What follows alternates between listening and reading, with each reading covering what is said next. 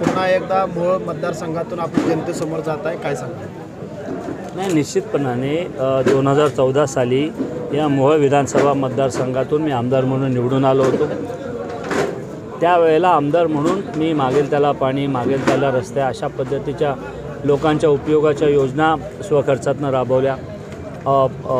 लोकांच्या अडीअडचणींना आपण त्यावेळेला पुढे जाऊन मदत केली आणि मला अभिमान आहे की मोहोळ विधानसभा मतदारसंघातल्या लोकांनी त्याची जाणीव ठेवली आणि आजही लोक ते केलेलं काम विसरत नाही।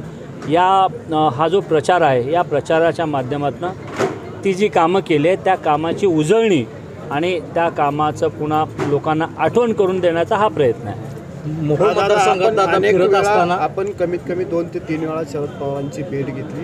भविष्यात शरद पवारांच्या पक्षाचं तिकीट आपल्याला मोहोळ मतदारसंघातून मिळू शकतं? नाही, निश्चितपणाने आज मोहोळ विधानसभा मतदारसंघातून 16 इच्छुक उमेदवारांनी अर्ज दाखल केलेले आहेत। या 16 इच्छुक उमेदवारांच्या मुलाखती मंगळवारी 8 तारखेला 3 ते 4 वाजता निसर्ग कार्यालय पुणे या ठिकाणी आहेत।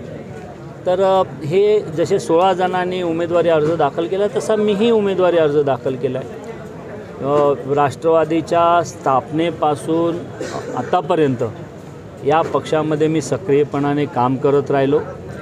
या पक्षाने मला 2004 साली लहुजी साळवे आयोगाचं सदस्यपद दिलं, 2008ला आयोगाचं अध्यक्ष केलं, 2012ला अण्णाभाऊ साठे महामंडळाचं अध्यक्ष केलं, 14ला आमदार केलं। त्यामुळे या पक्षाचा मी आता सभासद झालेलो नाही, 20 वर्षापासून या पक्षामध्ये मी काम करतो।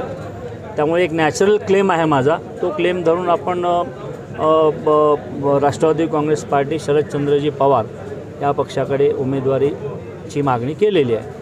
तिकीट जर नाही मिळालं तर पुढची भूमिका नाही, लोकांनी ठरवलं ना, लोक ठरवतील ना। आणि तुम्ही आज सब मीटिंगमध्ये होताच की जर तिकीट नाही मिळाली तर लोकांचा मूड काय आहे तो तुम्ही बघितलेला आहे। त्यामुळे त्या पद्धतीने आपण ठरवू। मोहोळ मतदारसंघात फिरत असताना दादा कसा प्रतिसाद मिळतो आपल्याला? नाही, मोहोळ मतदारसंघामध्ये नवीन उमेदवाराला प्रचार करताना मी हे काम करीन, मी ते काम करीन हे सांगावं लागतं। परंतु आज 2014 साली मी जे आमदार म्हणून काम केलं आहे, त्यामुळे रमेश कदम हा चेहरा मोहोळ विधानसभा मतदारसंघातल्या गावांसाठी नवीन नाही, तिथल्या मतदारांसाठी नवीन नाही। त्यांना माहीत आहे हा माणूस काम करतो, ह्याने काम केले, मागेल त्याला पाणी दिले, मागेल त्याला रस्ते दिले।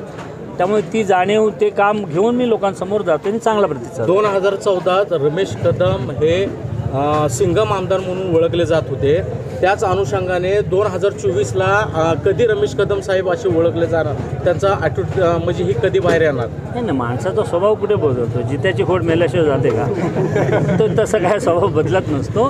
2024ला आमदार म्हणून निवडून आल्यानंतर तुम्हाला परत त्या स्टाईलने, त्याच पद्धतीने, धडाक्याने काम करताना बघायला मिळेल। एबीपी माझा, उघडा डोळे बघा नीट।